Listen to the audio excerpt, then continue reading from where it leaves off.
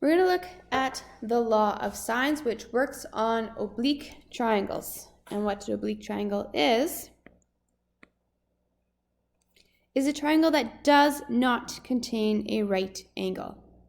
So that means our regular trig functions cannot be used. And if you're not sure what those trig functions are, recall SOHCAHTOA. So sine x equals opposite over hypotenuse, cos equals adjacent over hypotenuse, and tan equals opposite over adjacent. Those trig functions we were able to use on right-angled triangles. We can't use those anymore.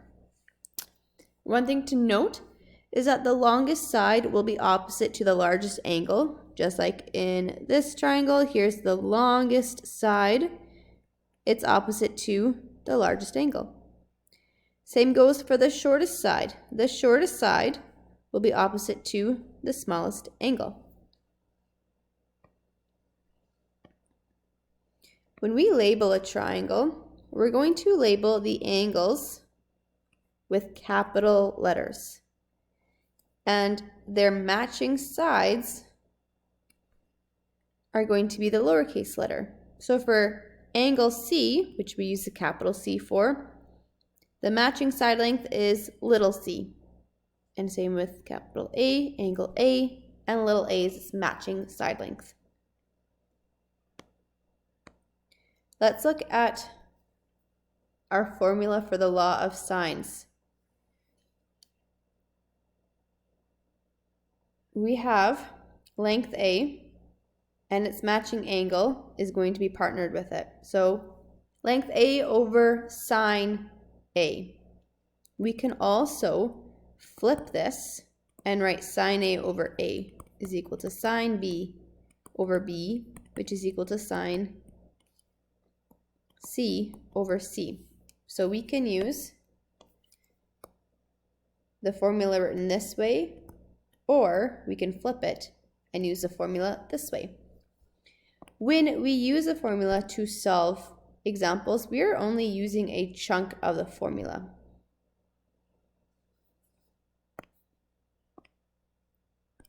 So let's do an example. We need to find angle theta, which is this guy right here. So we're going to set up my formula. I'm going to decide to write my angle on top. So sine theta, your angle always goes with sine, your trig function.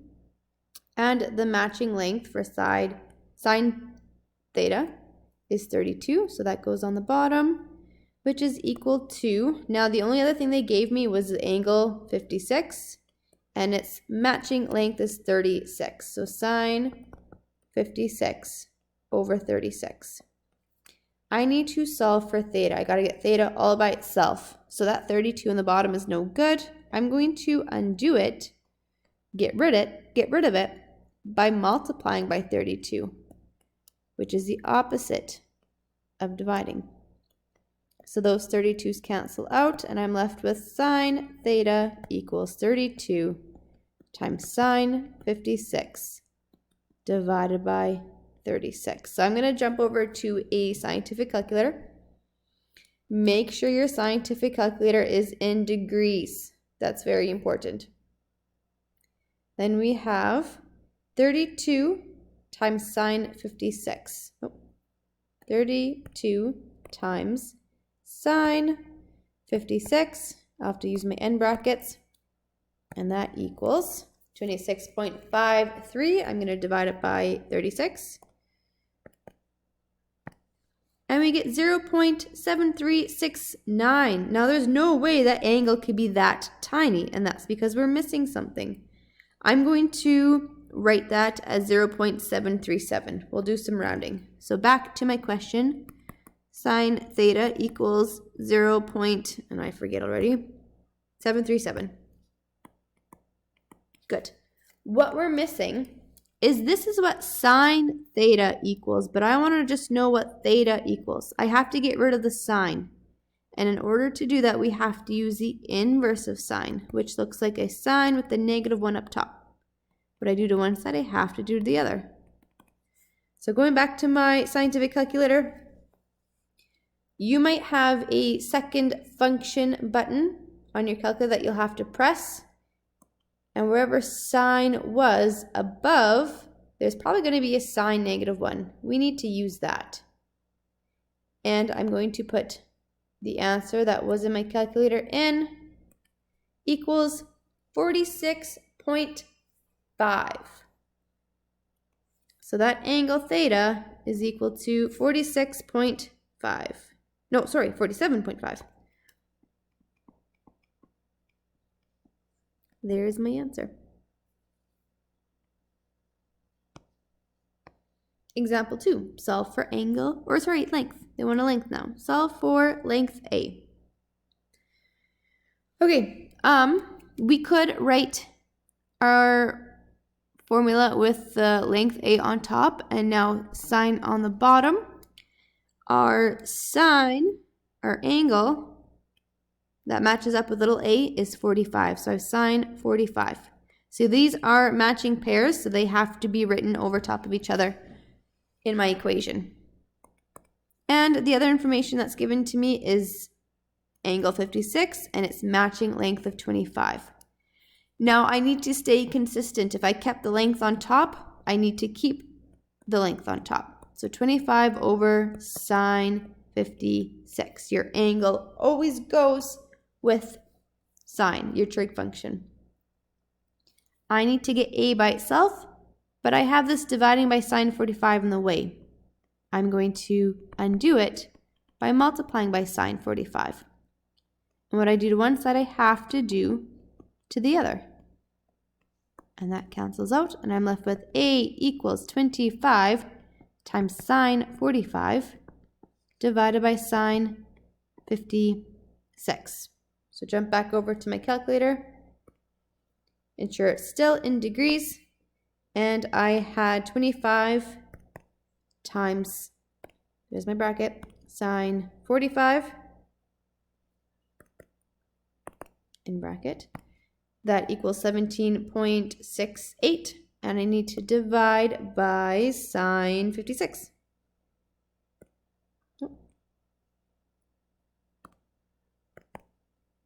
And I get 21.32. And my units are in centimeters. There's my length.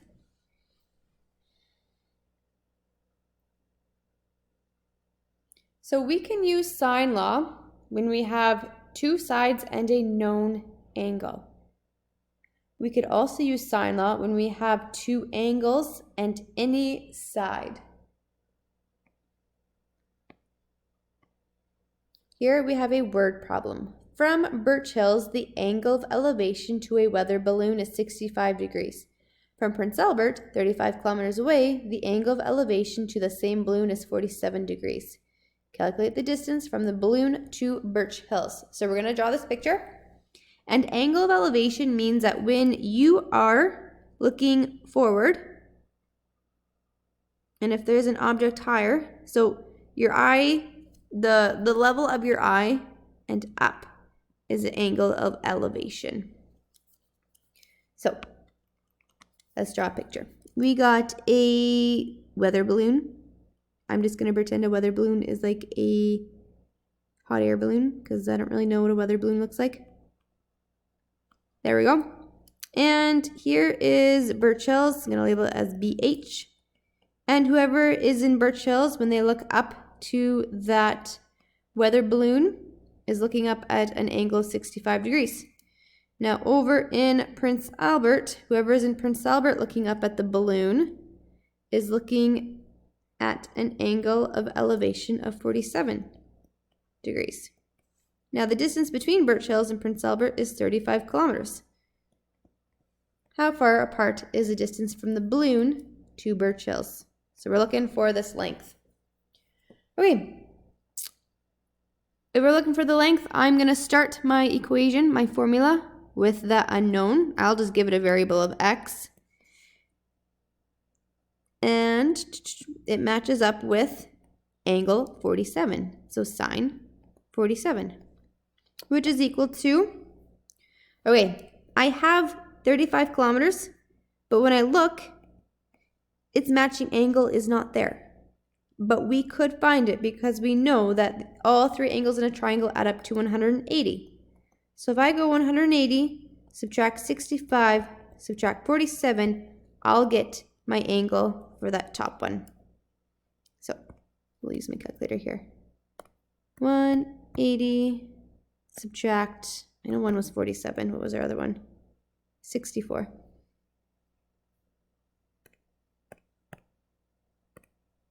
69. So this angle is 69. Okay, so we have length on top. So I got to stick with length on top. So 35 on top, sine 69 on the bottom. We need to get x by itself, but right now we're dividing by sine 47 and we want to cancel that out. So I'm going to multiply both sides by sine 47. All right, in my calculator, I'm going to calculate what 35 times sine 47 is, and then make sure I divide by sine 69. And I get 27.42. Good.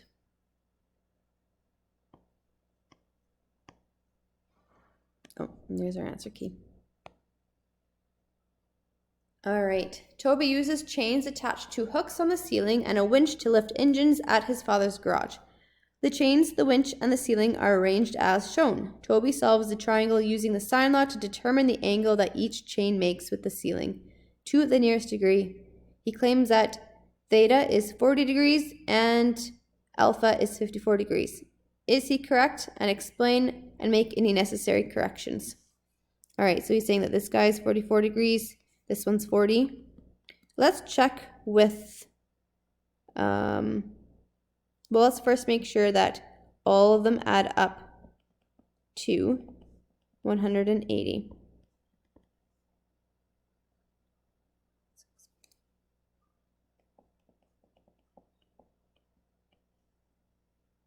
Okay, so they do add up to 180, but there's one other error that I found. We learned that whatever angle is bigger should have the larger length. And if this is angle 54 and the length is 1.9 and angle 40 has 2.2, a larger length but a smaller angle, something is wrong. So there is a good chance that he has these angles mixed up. And if we wanted to check, let's do that. Let's solve for theta.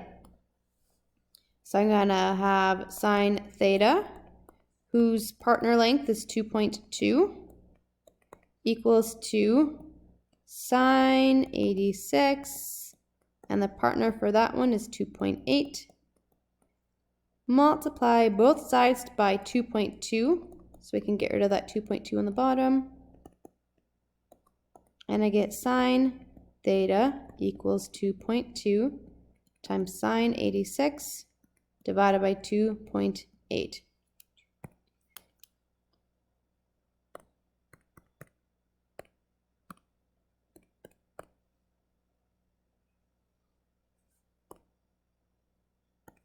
Make sure I divide by 2.8. And we get those tiny decimals again because I forgot that I have one more step to do. I have to do the inverse of sine of my answer. I get 51.61. So inverse sine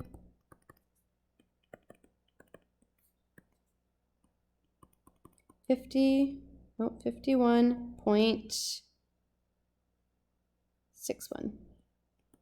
degrees. So this guy, theta, is 51.61. And we could solve for alpha by going 180, subtract 86, subtract 51.61 to get that last angle. 180, subtract 84 subtract 51.5